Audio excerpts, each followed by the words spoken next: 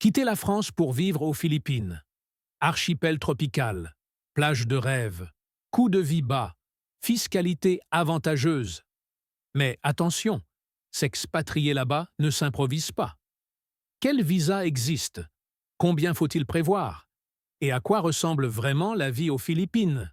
Avec plus de 7000 îles, les Philippines attirent de plus en plus d'expatriés français et européens. Le climat, l'anglais parlé partout, et un coût de vie jusqu'à 3 fois moins élevé qu'en France séduisent les retraités, les freelances et les entrepreneurs. Mais comme dans tout projet d'expatriation, il faut comprendre le cadre légal, anticiper la vie quotidienne et connaître les avantages comme les limites. Dans cette vidéo, nous allons voir étape par étape comment s'expatrier aux Philippines, du choix du visa aux réalités de la vie locale. Les Philippines attirent chaque année de plus en plus d'expatriés, séduits par un mélange unique de climat tropical, de paysages spectaculaires et d'une culture chaleureuse. Avec plus de 7000 îles, le pays offre une diversité impressionnante. Mégapoles modernes comme Manille, villes dynamiques comme Cebu ou Davao, et une infinité de plages paradisiaques. Pour beaucoup, le premier attrait est évident.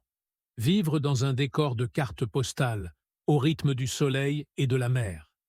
Un atout majeur pour les étrangers est la langue.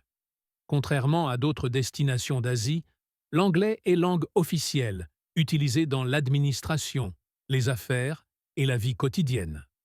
Cela facilite grandement l'intégration, que l'on soit retraité, étudiant ou entrepreneur. Pas besoin de passer des années à maîtriser une langue locale. On peut rapidement communiquer et s'adapter. Le coût de la vie est un autre facteur déterminant. En dehors de Manille, où les loyers et les prix peuvent s'approcher de ceux des grandes capitales, on peut vivre confortablement avec 800 à 1200 euros par mois. Les logements modernes à Cebu ou Davao sont abordables. Les produits alimentaires locaux sont bon marché et les services comme le ménage ou la garde d'enfants restent accessibles. Cela explique pourquoi de nombreux retraités occidentaux choisissent les Philippines pour augmenter considérablement leur pouvoir d'achat. À cela s'ajoute une population réputée accueillante. Les Philippins sont connus pour leur hospitalité et leur sens de la communauté. Les expatriés notent souvent qu'il est facile de se faire des amis et de trouver un réseau social, que ce soit dans les grandes villes ou dans les régions plus isolées.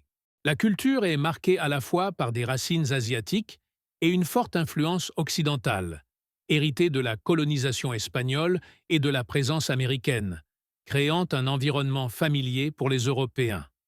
Bien sûr, tout n'est pas idyllique. Le pays connaît des défis structurels, infrastructures parfois fragiles, hôpitaux de qualité inégale et une exposition aux risques climatiques comme les typhons. Mais pour ceux qui recherchent un cadre de vie ensoleillé, une culture ouverte et une vie quotidienne abordable, les Philippines s'imposent comme une destination d'expatriation de plus en plus attractive. Avant de s'installer aux Philippines, la question du visa est incontournable. Le pays propose plusieurs options selon votre profil. Touristes de passage, retraités, travailleurs salariés, entrepreneurs ou étudiants. Comprendre ces possibilités permet de éviter les mauvaises surprises et de choisir la solution la plus adaptée à son projet d'expatriation. La porte d'entrée la plus courante est le visa touristique. À l'arrivée, les citoyens français et européens obtiennent automatiquement 30 jours de séjour gratuits. Ce visa est renouvelable, moyennant des frais, parfois jusqu'à un maximum de 36 mois consécutifs, à condition de sortir et rentrer dans le pays ou de prolonger régulièrement auprès du Bureau of Immigration. Cela reste une solution temporaire, pratique pour tester le pays, mais pas idéale pour une installation durable. Pour ceux qui envisagent une expatriation longue, le visa le plus populaire est le Special Resident Retirees Visa, SRRV. Accessible dès 35 ans, il permet de résider de façon permanente aux Philippines, sans renouvellement fastidieux. Il demande un dépôt bancaire initial, dont le montant varie entre 10 000 et 50 000 $ selon l'âge et la situation. Travailleurs retraités, anciens militaires, investisseurs, etc. En échange, le titulaire bénéficie d'une grande liberté de séjour, d'avantages fiscaux et de la possibilité de faire venir sa famille proche. Les visas de travail existent, mais ils nécessitent l'appui d'un employeur local.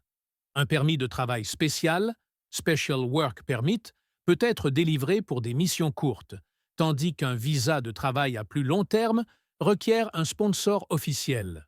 Dans un marché où les salaires locaux sont généralement bas, ce type de visa reste rare pour les expatriés européens, sauf dans les secteurs de niche, ingénierie, BPO, enseignement de l'anglais. Enfin, pour les étudiants, un student visa est disponible à condition d'être inscrit dans un établissement agréé. En résumé, les Philippines offrent une palette de visas adaptés à différents profils. Le SRRV reste la solution phare pour ceux qui souhaitent une installation stable, tandis que le visa touristique ou les permis de travail conviennent à des séjours plus courts. L'important est de bien anticiper les démarches administratives, car elles peuvent être longues et parfois bureaucratiques. L'un des grands atouts des Philippines pour les expatriés est son coût de vie abordable, même si la réalité varie fortement entre la capitale Manille, les grandes villes régionales comme Cebu ou Davao, et les petites îles. Pour un couple, un budget mensuel de 1 200 à 1 800 euros suffit pour vivre confortablement à Manille, alors qu'en province, 800 à 1 200 euros peuvent largement couvrir logement, alimentation et loisirs. Le logement est la dépense la plus importante. À Manille, un appartement moderne dans un condominium coûte entre 500 et 900 euros par mois, selon la localisation. À Cebu ou Davao, on trouve facilement des biens de standing pour 300 à 500 euros.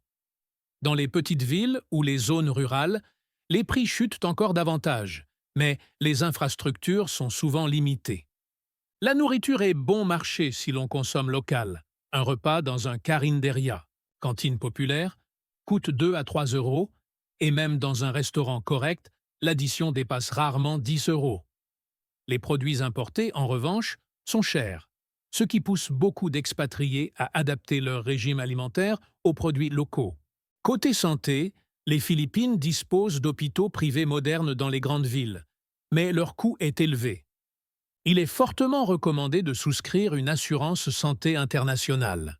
Les hôpitaux publics existent, mais leur qualité est très inégale, surtout en dehors des grandes agglomérations. L'Internet est correct dans les grandes villes, bien que parfois instable. Les nomades digitaux privilégient Cebu ou Manille, où la fibre est disponible dans certains quartiers. Dans les zones plus isolées, la connexion repose sur la 4G, avec des performances variables. L'installation bancaire peut représenter un défi.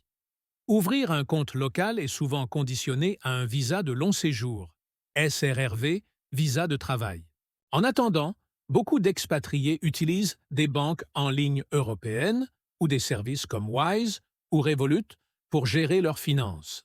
Au quotidien, la vie aux Philippines séduit par sa simplicité et son rythme plus détendu qu'en Europe. Mais il faut accepter certaines contraintes.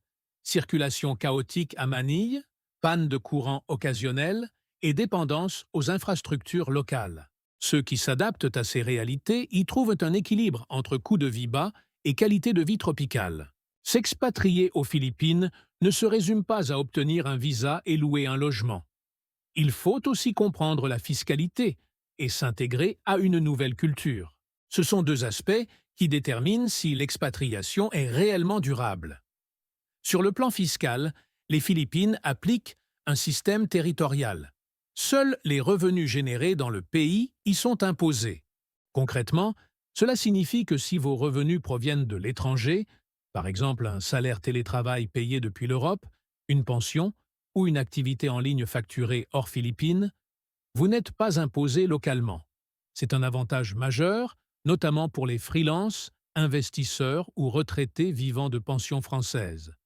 Attention toutefois, tant que vous restez résident fiscal français, séjour de plus de 183 jours en France ou attache principale conservée, vos revenus doivent être déclarés en France.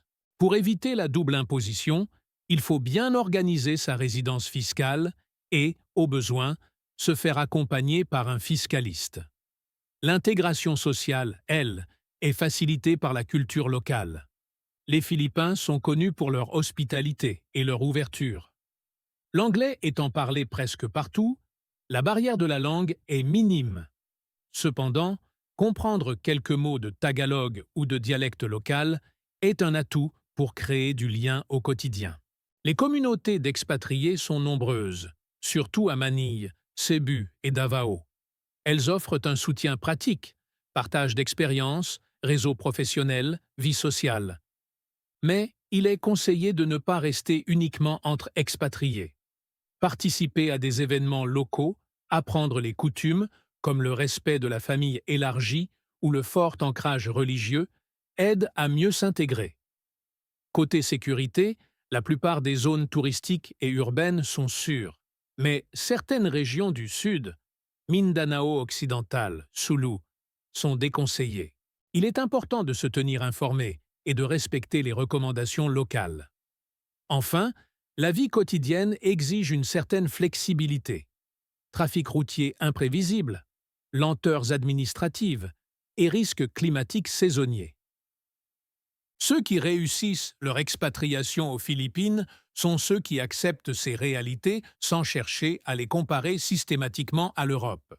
En résumé, la fiscalité favorable et l'accueil chaleureux font des Philippines une destination attractive, à condition de bien se préparer et d'adopter un esprit d'adaptation. S'expatrier aux Philippines, c'est choisir un mode de vie tropical, avec un coût abordable, une population accueillante et un système fiscal avantageux. Le pays attire autant les retraités que les freelances et les entrepreneurs, grâce à la simplicité relative des visas et à la langue anglaise omniprésente. Mais la réussite de cette expatriation repose sur 3 points essentiels. Choisir le visa adapté, touristique, SRRV ou travail. Prévoir une assurance santé solide et accepter la réalité locale, parfois éloignée des clichés de cartes postales. Ceux qui réussissent à s'adapter découvrent un cadre de vie unique, entre modernité et authenticité, où l'équilibre entre liberté et simplicité devient une véritable richesse. Au fond, les Philippines ne sont pas seulement une destination d'expatriation. Elles représentent un choix de vie différent, où l'on échange un confort européen contre une expérience tropicale, plus libre, mais aussi plus exigeante.